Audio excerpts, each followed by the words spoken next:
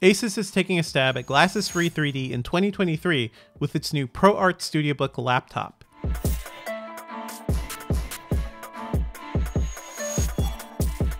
It sports a 16-inch 3.2K OLED screen that can turn into a 3D mode at the touch of a button. ASUS is calling this technology Spatial Vision, and it basically relies on eye tracking and lenticular lenses to deliver two separate images to your eye at the same time. The idea is that you'll be able to watch 3D models or even 3D movies without the need for any glasses. You know, it's doing all that work that glasses typically do. Now, this whole idea isn't exactly new. Acer has been testing out its Spatial Labs technology for the past few years. They even brought it into a gaming notebook last year.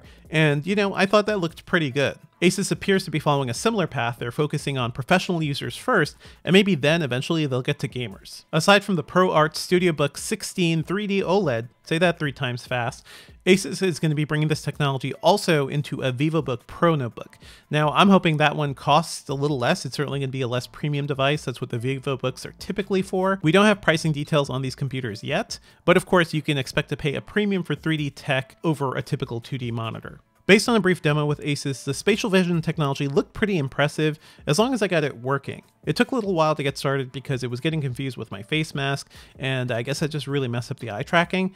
That I'm chalking up to early software, but I'm hoping this isn't going to be a problem moving on, because you want to use this thing in a crowded office and be able to mask up if you need to. Once I removed my mask, I was able to view a variety of 3D models up close, and you know, when I moved my head side to side and up and down, the eye tracking kept the figure kind of in check with my perspective. And that was really cool. It made it look like it was almost floating in the air and above the keyboard. I didn't get to try out any 3D gaming with the Spatial Book, which is something I think a lot of people would be interested in, but I'm hoping to see what that looks like eventually. I know Acer has been trying that. I have not heard too many people using that computer, but just the idea of playing a first-person shooter with actual 3D depth sounds intriguing. Personally though, I'm more excited about the possibilities of using glasses-free 3D while watching movies. I watched the trailer for Avatar: The Way of Water, and it looked really great on this computer. Specifically, it really gave me the vibes of being in a theater and having glasses on. I could really see the depth, especially in the water scenes and in certain action scenes. It just looked really cool, and it's something I'd love to be able to experience on my desk, ideally even, you know, on my couch, but it's going to be a while before that technology gets there. Just watching that trailer was a reminder that 3D can be really impressive, and you know what, more than a gimmick, which is something ASUS and everybody is going to have to fight against.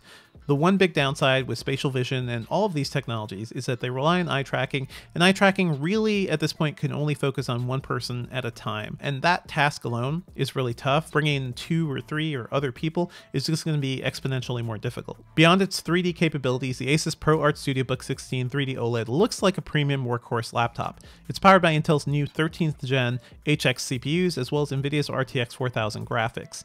It can fit up to 64 gigabytes of DDR5 RAM and 8 terabytes of PCIe 4.0 SSD storage, and thankfully there are 2 user replaceable slots for all of those components. So you get 2 extra slots for memory and 2 for storage that you can just change up whenever you'd like.